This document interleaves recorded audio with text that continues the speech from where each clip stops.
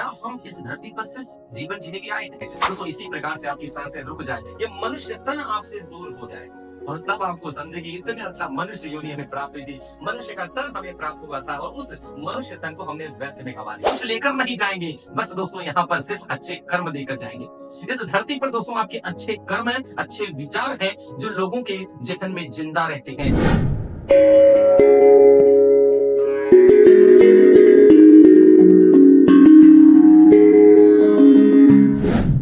नमस्कार दोस्तों, जय जय श्री राधे, जय जय श्री कृष्णा। बहुत ध्यान से कहानी दोस्तों आप लोग के पीछे लेकर आया हूं। हमारे जीवन में हमारे जीवन का उद्देश्य क्या है, लक्ष्य क्या है। हम सुबह उठते हैं और शाम को सो जाते हैं और यही नित्य क्रिया हमारी चलती रहती है। दिन बीतता है, हफ्ते बीतते हैं, महीने बीतता है और साल बीतते हैं, फिर कई साल बीत जाते हैं और एक समय ऐसा आता है कि इंसान मृत अवस्था तक पहुंच जाता है।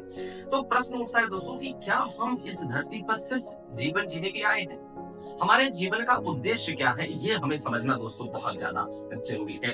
कहते हैं इस धरती पर 84 लाख योनियां हैं। इतने लाखों योनियों में आपको मनुष्य योनि प्राप्त हुई है और मनुष्य योनि सबसे विशुद्ध योनि है, बहुत ही परिष्कृत योनि है, जिसके पास स्व विवेक है, स्व ज्ञान है, धर्म अधर्म, न्याय अन्याय, सत्य असत्य को समझने का जो ज्ञान है, जो बोध है।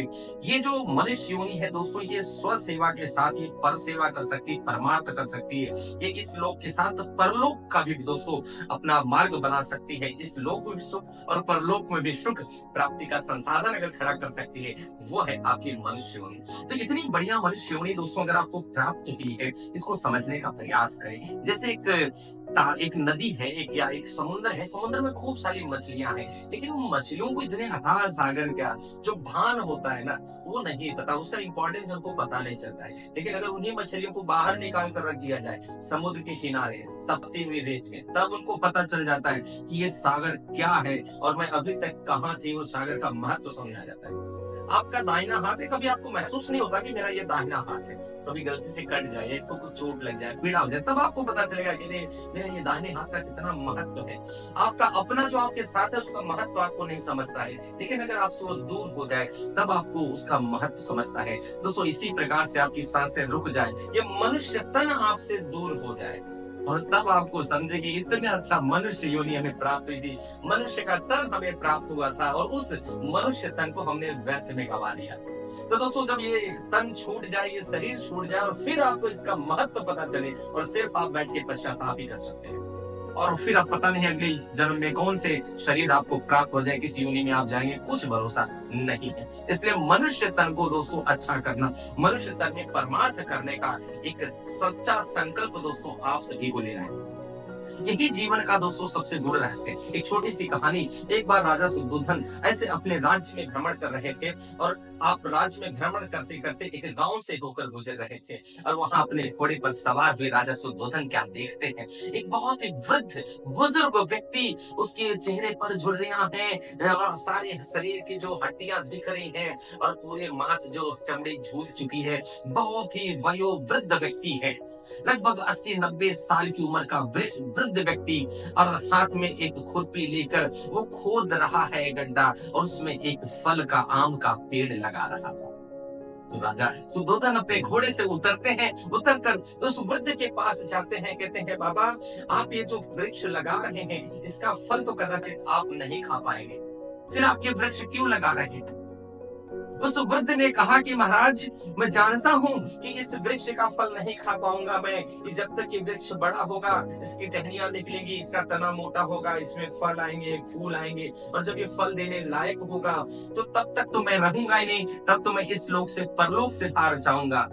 मुझे पता है कि ये जो वृक्ष लगा रहा हूँ इसका फल, इसका मीठा फल हमारी आने वाली पीढ़ियां खाएंगी, क्योंकि मैं अपने इस शरीर में, इस जीवन में जो मैंने फल खाया वो मेरे वृद्धजनों ने, मेरे दादा ने, परदादा ने इस वृक्ष को लगाए थे, जिसका फल मैं इस धरती पर खाया हूँ। ये मेरी भी जवाबदारी है कि मैं भी ऐसे वृक्ष लगाऊं कि जिसका फल आने वाली पीढ़ी खाए।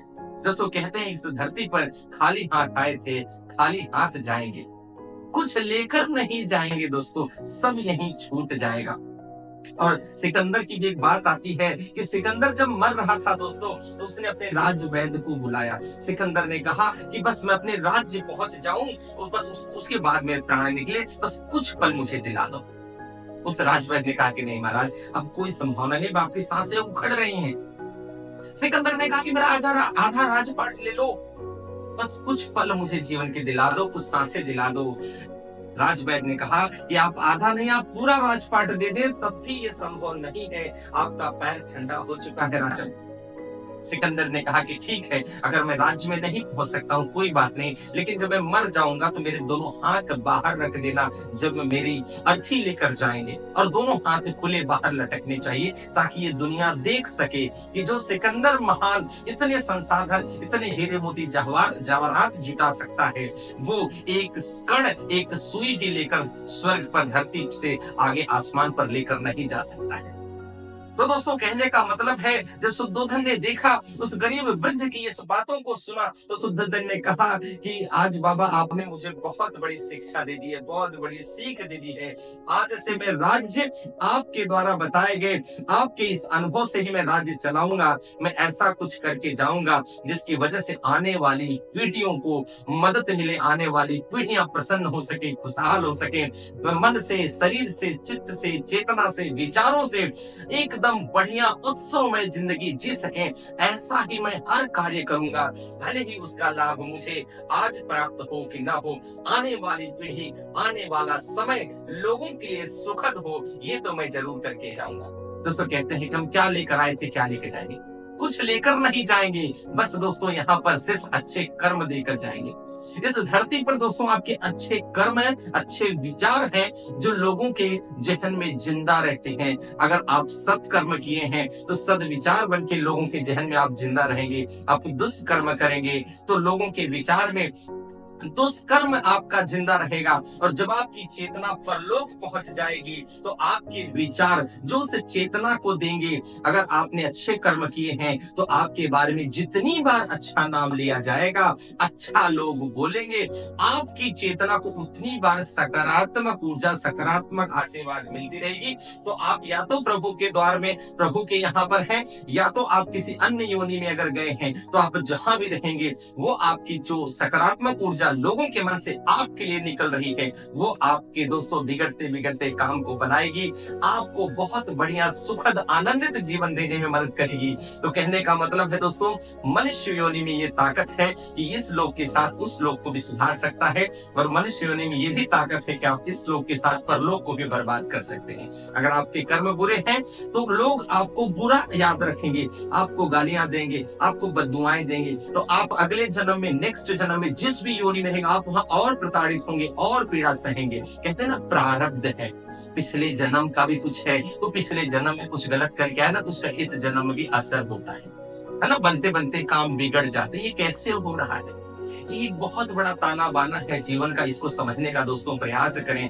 आज से सत्कर्म में लग जाएं, सतमार्ग पर चलें, और आपकी ऐसी कोई क्रिया ना हो, ऐसा आपका कोई एक्टिविटी ना हो, कोई क्रियाकलाप ना हो जिससे लोगों को दुख मिले। बस इतना याद रखो, अगर किसी को सुख नहीं दे सकते तो दुख देने का काम ना करो। अगर किसी का काम बना नहीं सकते तो किसी का काम बिगाड़ने का काम हमें नहीं करना है। अगर किसी को हम मदद नहीं दे सकते तो किसी की टांग नहीं खींचना है। बस ये संकल्प आप जरूर ले लें, और मिलते हैं दोस्तों इसी प्रकार से नए नए विचारों के साथ। वीडियो पसंद आई हो तो लाइक के बटन प्लीज कर दें, इससे हमें उत्साह मिलता है दोस्तों। और प्लीज इस ज्ञान की बात को 10 लोगों को जरूर शेयर कर दें, ताकि लोगों की सोई हुई चेतना हम जगा सके। और अगर पहली बार दोस्तों चैनल पर आए हैं तो सब्सक्राइब की बटन जरूर प्रेस कर दें। प्लीज मेरा रिक्वेस्ट है, घंटी को, बेल आइकॉन घंटी, उसको भी जरूर दबा दें, ताकि हमारा और आपका दोस्तों जुड़ाव रहेगा।